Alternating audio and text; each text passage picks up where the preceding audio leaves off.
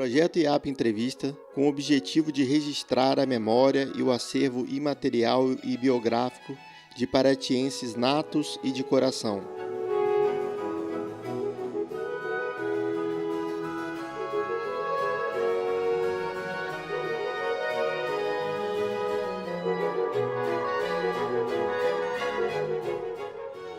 O IAP Entrevista hoje sobe a serra para entrevistar uma das mais importantes ambientalistas do país. Paratiense de coração, Adriana Matoso se esconde entre as cachoeiras e a floresta. Corajosa, valente, pioneira e idealista, Adriana ajudou a preservar vários biomas da nossa região. Enfrentou jagunços, o poderio econômico das grandes empresas imobiliárias, com uma única motivação: o resguardo da riqueza natural de Paraty. Ela faz uma dura análise de Paraty do passado, do presente, mas com uma esperança quanto ao futuro. Uma mulher de atitude e voz marcantes. Alguém que não deve nada a ninguém, sempre livre para pensar e, sobretudo, dizer o que pensa.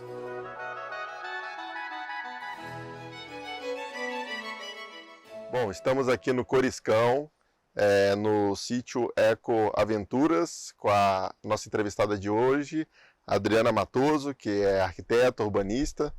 Vocês estão vendo essa paisagem extremamente bela aqui. A gente hoje saiu da Cadeia Velha, da sede do IAP, e agradecemos aqui a Adriana pelo aceite da nossa entrevista. Adriana, boa tarde, obrigado por estar recebendo você aqui na sua casa. É uma vista incrível, realmente a gente está impressionado, todos que estão assistindo aí a entrevista. Primeira pergunta que eu queria te fazer é a sua relação com Paraty. Você vem para cá nos anos 60, com a sua família, fica no sítio, aliás, no hotel Boa Vista, que hoje fica atrás da Igreja da Matriz, depois acaba se apaixonando pela cidade, e você que nasceu em São Paulo, mas é uma paratiense de coração. Obrigado pelo aceite. Bom, eu que agradeço, Daniel, muito obrigado, é um prestígio, uma honra participar do IAP, que é um instituto importantíssimo para Paraty, a memória de Paraty é o IAP, e muito prazer recebê-lo aqui no sítio Vista Alegre, Eco Aventuras, e é uma alegria para todo dia acordar aqui, é um privilégio e que eu gosto de compartilhar com quem quiser vir. Sim, eu conheci Paraty muito jovem, e depois, em 72, vim com a minha mãe, com meu padrasto, o marido dela, e a gente se apaixonou, eu nunca mais saí daqui, morava em São Paulo e depois trabalhei também em São Paulo, mas Paraty realmente, imagina, Paraty antes da Rio Santos era um poema, né? Como é que a dona Guaraci e seu Eusébio, seus pais, decidiram? Porque você disse na nossa pré-entrevista que você tinha uma relação muito forte com o litoral de São Paulo, Guarujá. Como é que foi essa vinda, essa escolha por Paraty antes da Rio Santos? Bom, eu era criado em São Paulo, tinha apartamento no Guarujá, né? E chegou uma hora que eu falei pro papai, eu não quero mais ir pro Guarujá, porque eu não achava graça. E daí a gente veio pra cá, meu pai era mais conservador, ficou pelo Guarujá, minha mãe se separou, casou de novo. E ela sempre muito pra frente, assim, e tinha uns amigos aqui, o Américo Max da Costa, figura histórica aqui de Paraty desses tempos, e nós viemos com eles e nunca mais saímos daqui, porque, imagina, naquele tempo Paraty era o centro histórico, e não tinha Rua Fresca, né, a rua em frente à cidade, e era uma coisa incrível, maravilhosa. Foi um privilégio conhecer Paraty antes da Rio Santos e um terror quando chegou a Rio Santos, e a gente está aqui tentando amenizar esse impacto até hoje, né? Quando eu falo de Dorinho, Zé Kleber, Mário Jurado, o que você se recorda? Bom, eram as pessoas da época, né? Era a linha de frente, assim, a vanguarda de Paraty, esse pessoal todo. E evidentemente a gente ficou conhecendo, ficou amigo e tivemos uma convivência muito boa naquela época, ainda cinema, as polêmicas todas, Kleber, os poemas dele, aquela coisa maravilhosa, um tempo realmente fantástico que a gente tem que agradecer a honra de ter vivido. E aprendi muito, Samuel Costa, né, que era meu amigão também, a gente saía a cavalo, ia caçar jacu, saía para as praias aí, ia pescar, ia mergulhar. Foi uma época fantástica. A minha adolescência aqui foi muito marcante, sem dúvida nenhuma. Adriana, você é autora, né, idealizadora do filme Vento Contra, né? Inclusive, quem quiser assistir está nas plataformas aí. Eu assisti pelo YouTube. É um filme que fala sobre a resistência dos povos tradicionais, sobretudo na região ali de Trindade, da Praia do Sono, é, da, da tentativa de grandes empresários, grupos econômicos, de estabilizarem uma questão imobiliária. Esse filme, Vento Contra, eu queria que você falasse um pouco sobre ele. Foi no final dos anos 70, início 80, 81. E como é que foi você que estava vindo de São Paulo, já frequentava Paraty, idealizar um filme desse que foi extremamente polêmico, mas de certa forma ajudou, né, ajudou aquela comunidade a resistir àquele crescimento imobiliário, que é um problema histórico daquela região e do município de Paraty. Bom, eu quando entrei na faculdade, na FAUSP, ganhei um Gugel. Então de Gugel dava para chegar na Trindade naquela época. Eu já conhecia antes, eu já conhecia a Trindade, já tinha ido a pé, já tinha dormido nas canoas, naqueles ranchos caiçara, tinha conhecido a Trindade. Eu conheci a Trindade, passei 4 dias na Trindade e não sabia que tinha uma vila na Trindade. Você vê como é que era o modo de vida caiçara naquela época. Eles se abrigavam atrás do jundu da praia para não receber aquele vento diretamente. Então a gente ficava por ali, ia na cachoeira, ia no Caixadaço, nem sabia que tinha uma vila lá para trás. E daí eu fui passar férias lá, aluguei uma casa, fui conhecendo a Trindade através de amigos também, que também naquela época era uma turminha, a gente alugava a casa dos caiçaras, ficava lá e estava começando já o conflito com a Adela, né, que foi uma holding multinacional aí, que se associou a Brascan e tal, para poder fazer um empreendimento lá. E o problema é que eles queriam fazer a coisa de um jeito errado, queriam obrigar os caiçaras a vender. E pressionaram muito. Botaram até o pastor da igreja para aconselhar o pessoal a vender, colocaram já com só armado, etc. É verdade que tinha uma casa lá, um quarto com armas? Como é que foi isso? Bom, isso foi em Laranjeiras. Foi a primeira vez que eu fui em Laranjeiras, ainda com Jeep Candango, não tinha nem a estrada que é hoje não tinha, e eu fui lá acampar com amigos, completamente inocentes. Vamos acampar, vamos dirigir, e acampar, acho que foi a primeira vez que eu fui acampar. E daí a gente chegou lá e tinha de fato uma milícia lá armada, e que não tivemos conflito nenhum com eles, porque Paraty era tão pequeno que todo mundo se conhecia, mas o fato é que tinha ali tinha um conflito ali, algum conflito com outras pessoas também que queriam se apoderar também. Eu não sei bem o que aconteceu, mas o fato é que tinha ali um quartel-general que depois exportou esses jagunços para Trindade. Isso foi em 74 que foram as primeiras matérias do jornal que saíram sobre o problema em Trindade, que os jagunços, que a companhia alugou, tomou uma casa, comprou sei lá o que lá na Praia do Caixadaço, fez uma base lá e foi o quartel-general na Trindade, foi esse quartel-general. E eu, como muitos outros paulistas, como muitos outros, a gente frequentava a Trindade, conheceu os trindadeiros, foi sempre muito bem recebido na Trindade, se apaixonou pela Trindade e a gente começou a ver aquele conflito e a gente falou, bom, nós precisamos fazer alguma coisa. Então teve alguns que moraram lá, que ficaram ajudando, entendeu? Era um tal de leva o pessoal para a delegacia, o pessoal queria resistir, mas era obrigado a assinar, enfim. Foi uma história toda que está contada nesse filme. E foi um grupo que acabou formando a Sociedade de Defesa do Litoral Brasileiro, que eu acho que foi uma das primeiras ONGs socioambientais do Brasil em plena ditadura, e que foi um movimento muito interessante, porque foi um movimento para defender a comunidade e também para defender o meio ambiente, porque o padrão dos empreendimentos, que graças a Deus aqui em Paraty não dominou, era um padrão que tem no litoral norte de São Paulo, que tem em Angra, que tem no litoral por aí, que são aqueles condomínios fechados e que acabam fechando tudo e não dando acesso a ninguém. Então aquilo a gente não queria que acontecesse na Trindade, porque os seus moradores não queriam, eles queriam receber os turistas. E isso, essa resistência de Trindade, que foi muito fantástica, ela se espelhou né, para o Sono, para Ponta Negra, para São Gonçalo, para outros locais que também tinham conflitos, porque a Rio Santos abriu e daí essa região se abriu para o turismo, né? E o que eu acho mais incrível de toda essa resistência que teve aqui em Paraty, dos caiçaras, é que você chega na Bahia, você não encontra um caiçara, que lá não é caiçara, mas um nativo de lá, pescador, de família tradicional, pescadora de origem humilde, dona de negócio. E aqui em Paraty, você tem nas praias, nas comunidades, na Trindade, no Sono, na Ponta Negra, em todo lugar, você tem o caiçara morador que conseguiu resistir ao poder econômico e que hoje tem o seu carro, tem seu barco, tem seu restaurante, sua pousada.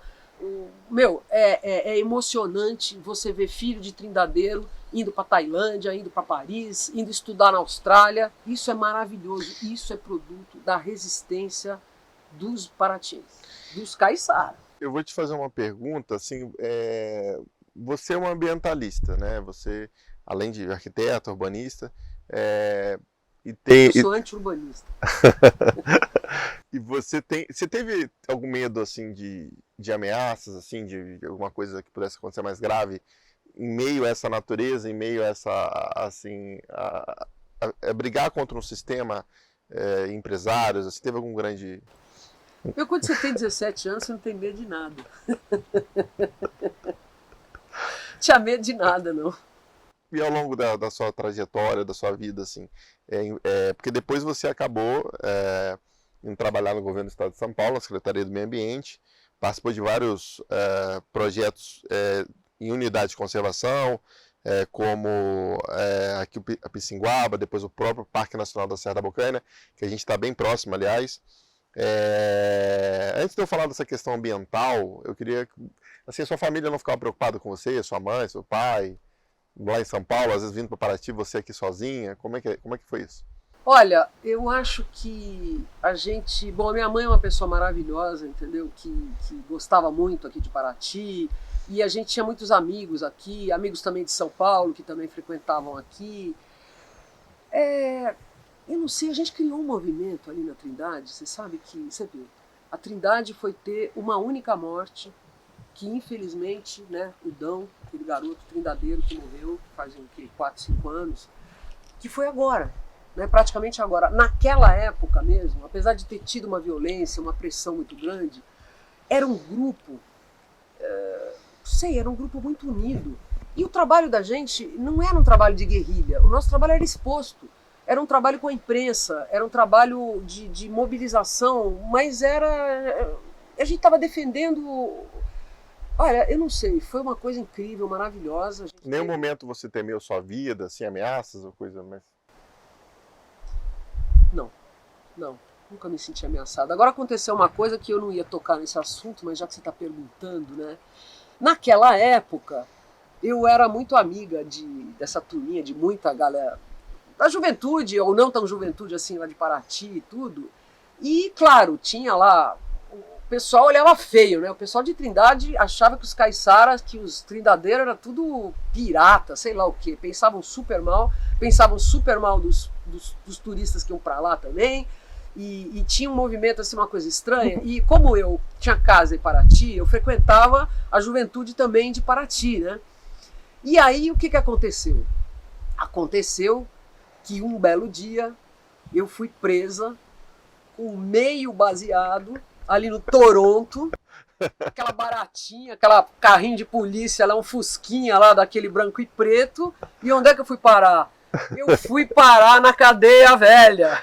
No IAP? Fiquei hospedada 10 dias na cadeia velha, esperando o julgamento. Sério? Eu não ia tocar nesse assunto, mas já que você perguntou... Não, é sério? É sério, é verdade. Eu tinha casa em Paraty, eu estudava, eu tinha tudo, não precisava ir preso e ficar na cadeia, entendeu? Então, de uma certa forma, o juiz, na época, o Celite Rangel, que era um juiz que era meio vendido por poder econômico, não ajudava nem um pouco os caiçaras, ele falou, pegamos a Adriana, então agora vamos trancar ela lá na cadeia.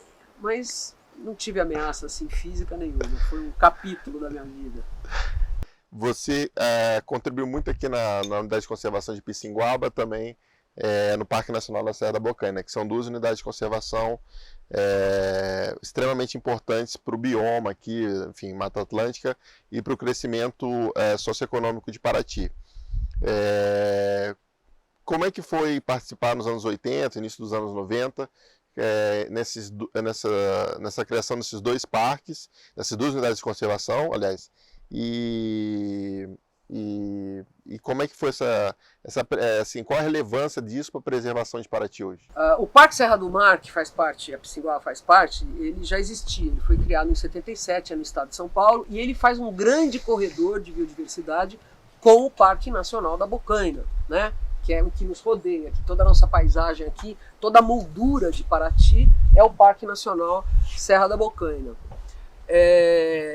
Quando a gente teve uma vitória, digamos assim, no conflito da Trindade, houve um acordo e a comunidade se pacificou e começou a se reconstruir, eu fui chamada pelo governo de São Paulo, eu e mais alguns colegas que fizeram parte dessa luta, o Fausto, a Inês, fomos chamadas pelo governo de São Paulo, que era o governo Montoro, que era o primeiro governo democrático que estava acontecendo, que foi um grande governo, e fomos chamados para ir trabalhar lá com conflito de terra, e a gente acabou se envolvendo com os parques, porque havia muitos conflitos que eram dentro das unidades de conservação.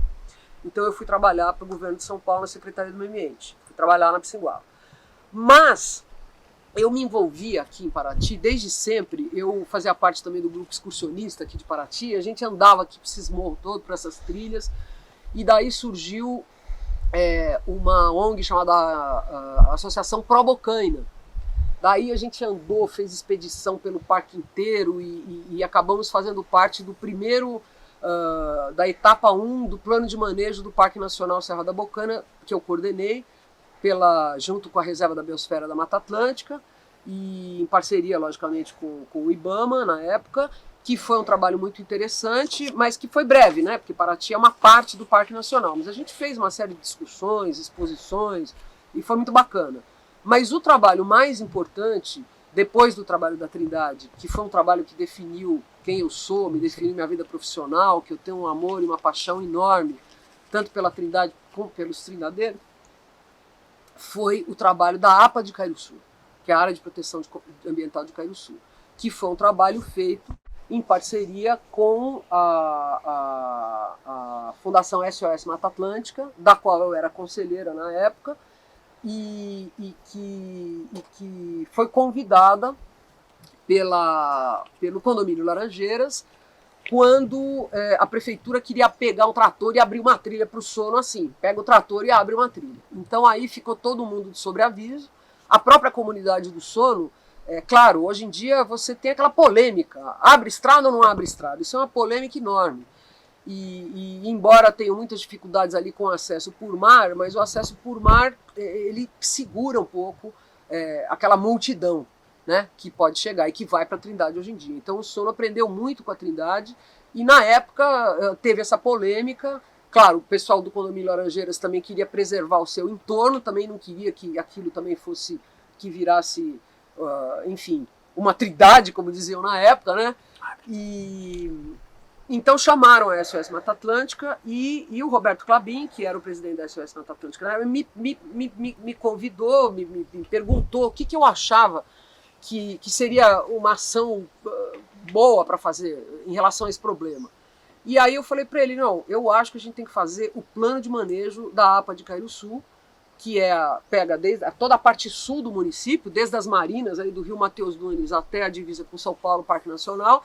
É uma área enorme, uma área incrível de Paraty, inclusive porque pega todas as ilhas de Paraty. Então hoje o turismo de Paraty ele se dá sobretudo no Parque Nacional, nas trilhas, e na APA de Caiuçu. Então foi muito legal, porque foi aceito essa opinião, e foi feito um convênio com a Prefeitura de Paraty, na época Zé Cláudio, o IBAMA e o IEF, que hoje em dia é o INEA, e o Condomínio Laranjeiras, e outras ONGs que também contribuíram na época com o projeto, para fazer um plano participativo, um zoneamento e uma série enfim, uma caracterização socioambiental e uma série de recomendações que foram feitas que foi um trabalho muito bom, que teve um apoio muito importante do Zé Cláudio, e que a gente foi trabalhando com os professores, com a Secretaria de Educação,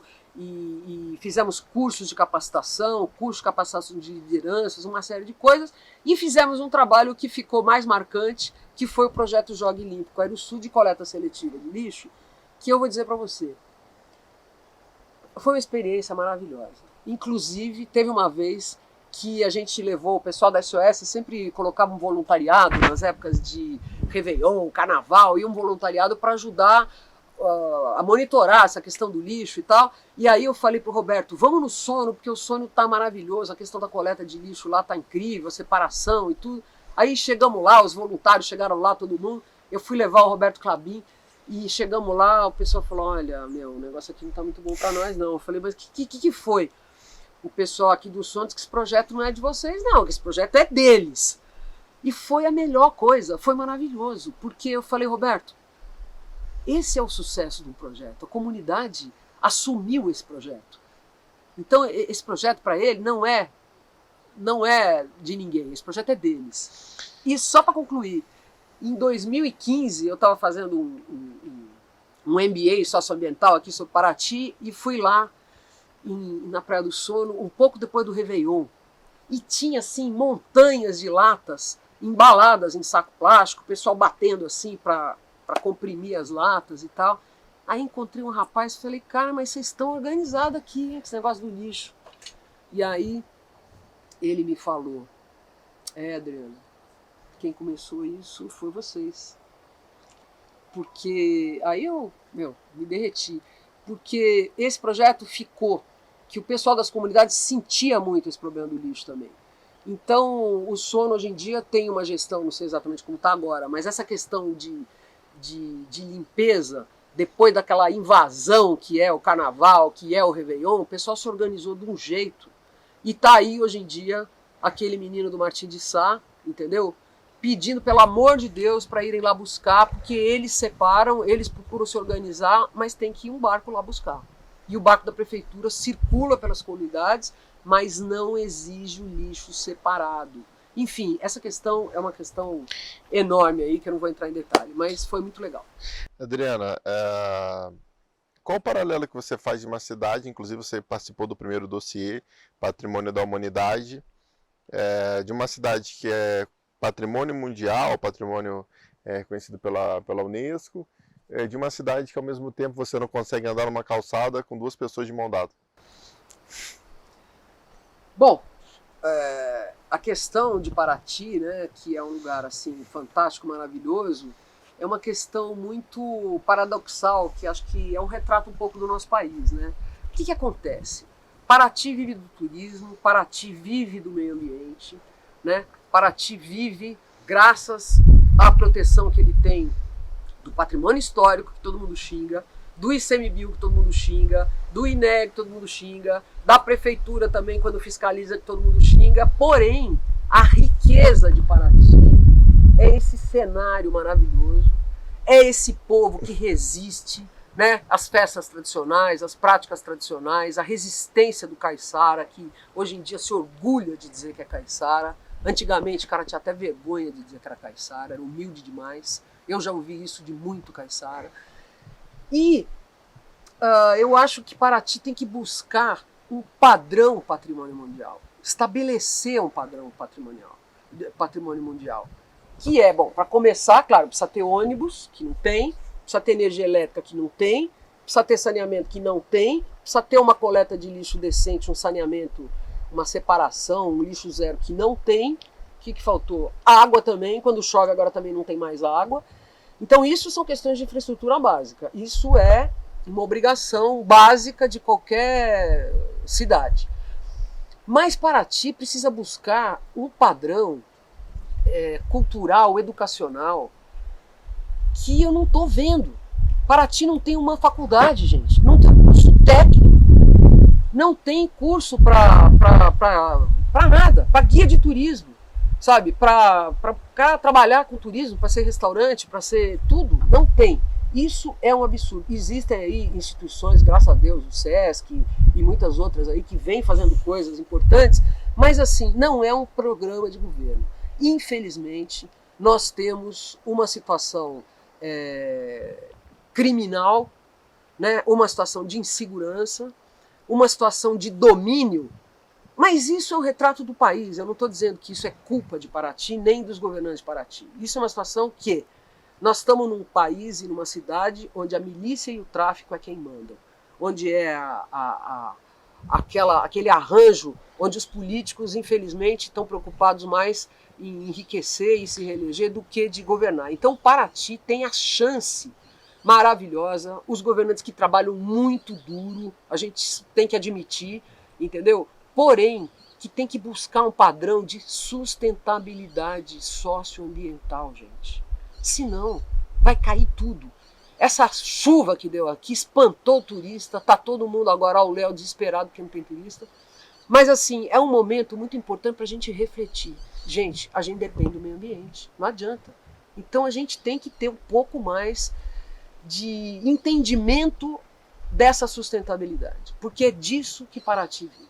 Quem faz e constrói o turismo aqui em Paraty realmente são as comunidades, são empresários, muitos melhores, outros nem tanto, mas principalmente o turismo de base comunitária, porque quando você sai do centro histórico, você vai para as comunidades. E aí é o que encanta o turista. Então é isso que a gente tem que valorizar, a gente tem que valorizar o que é nosso. É o nosso passarinho, a nossa árvore, a nossa montanha, a nossa paisagem, a nossa água limpa. Então é um pouquinho mais de civilização. Queria que você falasse um pouco do Paraty Caminhos de Serra e Mar, um projeto que você recentemente engendrou, dentre vários. Eu queria que você contasse um pouco desse projeto. Eu gosto muito de fazer trilha, sou trilheira, conheço aqui Paraty, acho que já conheço Paraty muito bem, já tive essa oportunidade de cruzar a Serra da Bocaina, a Serra da Joatinga, a Reserva da Joatinga, e esse é um turismo que é um turismo diferenciado. Ele traz pessoas que procuram esse programa, que é fazer trilha, que é conhecer as comunidades, que é fazer observação de aves. Você vê hoje em dia, gente, os dois maiores atrativos de Paraty de ecoaventuras, digamos assim, são o Saco Bravo, na Ponta Negra, que é um lugar dificílimo. Você tem que acordar aqui em Paraty às 6 da manhã, pegar um carro, pegar um barco, pegar uma trilha de 2 horas para chegar numa cachoeira e depois voltar tudo para trás. Mas é uma experiência que é a coisa mais top de Paraty hoje em dia, é ir no Saco Bravo.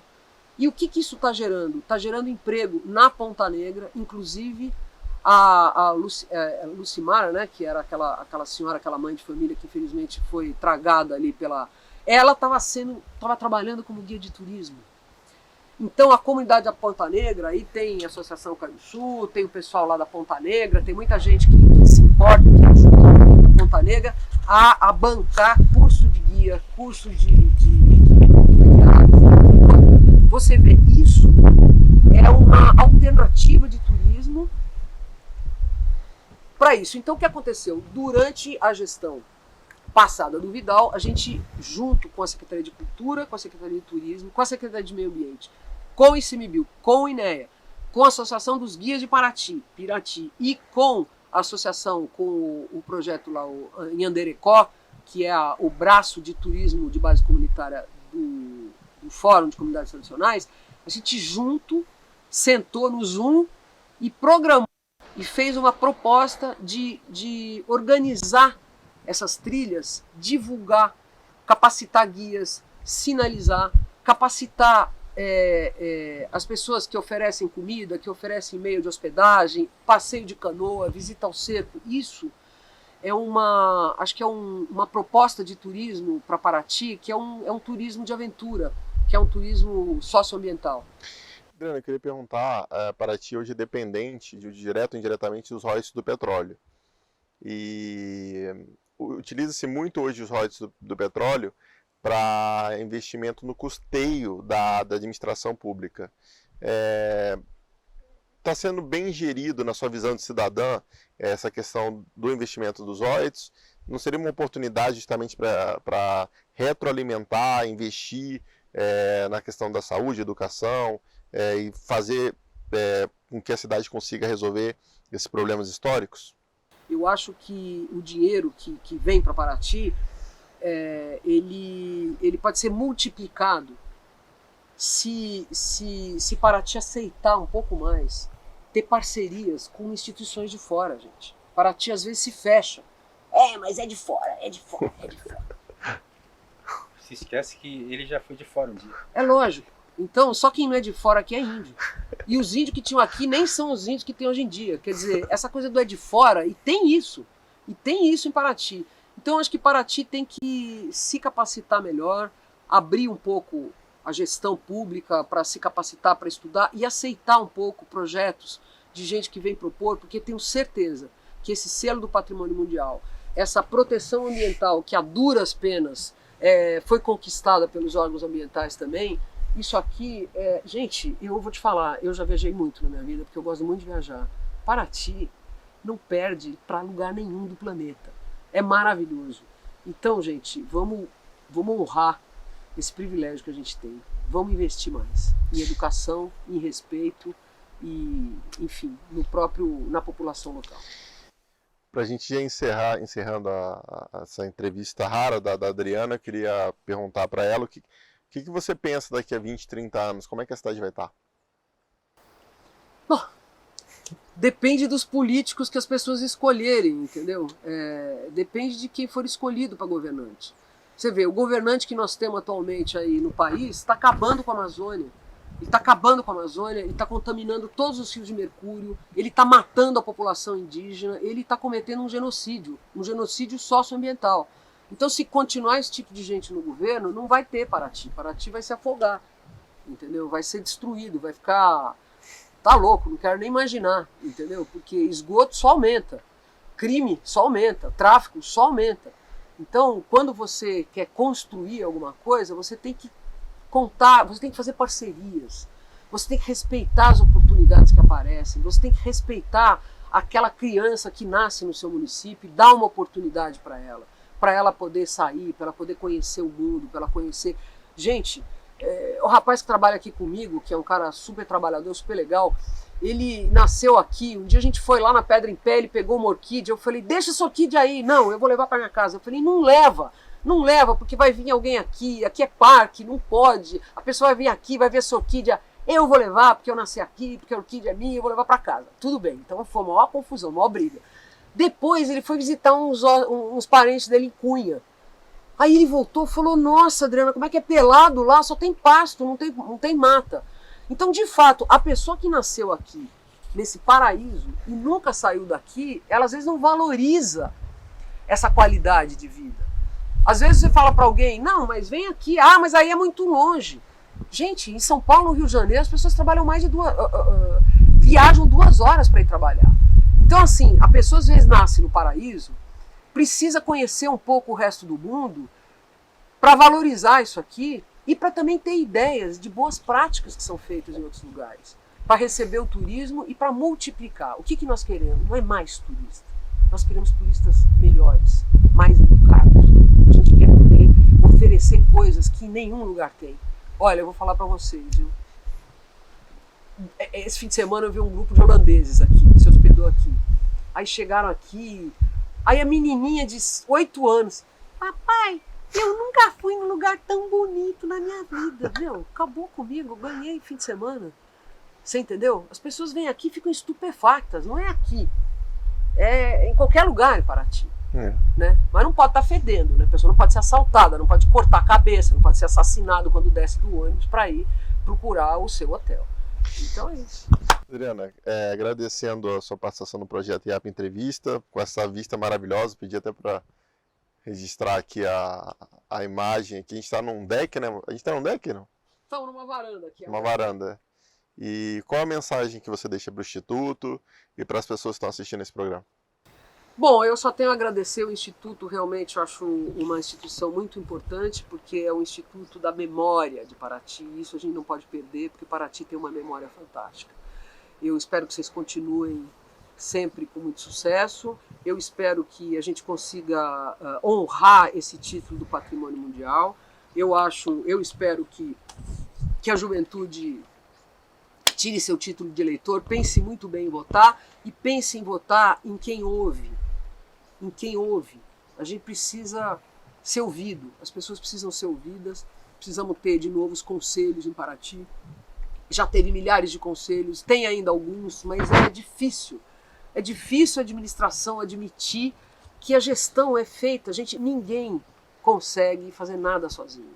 Eu tenho muito orgulho. Hoje em dia eu estou aqui trabalhando, meu trabalho agora é viver nesse sítio, eu estou na beira do Parque Nacional e eu me sinto uma defensora desse vale aqui do Curiscão, aqui para cima, porque eu estou aqui, a minha presença.